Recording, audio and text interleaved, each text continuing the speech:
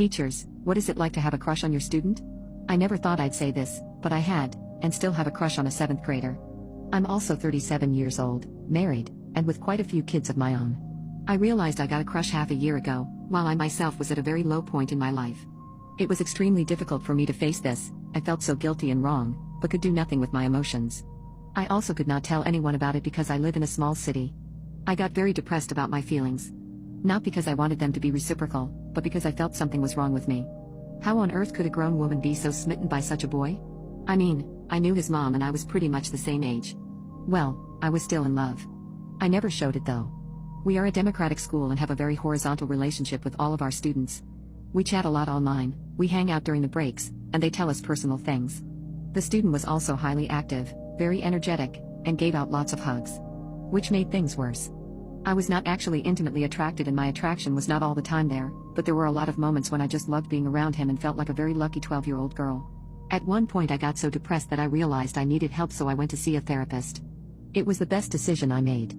I cried during my first session. She helped me accept the idea that having a crush or having emotions is totally fine. I am not defined by my feelings but by my actions.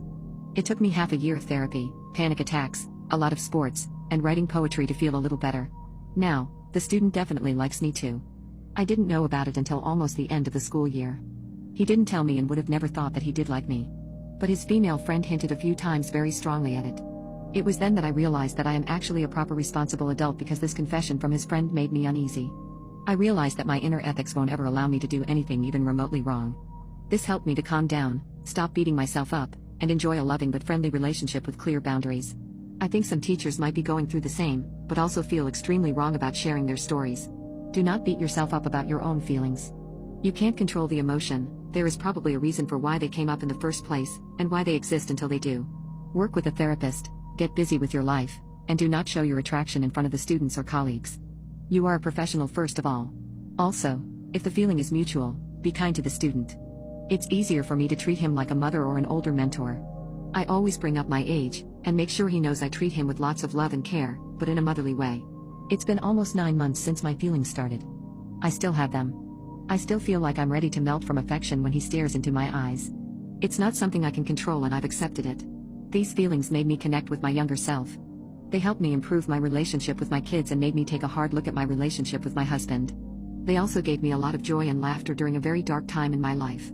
The student has been the sunshine for me this year, and his abundance of energy helped me bring out the energy that I forgot I had in myself too.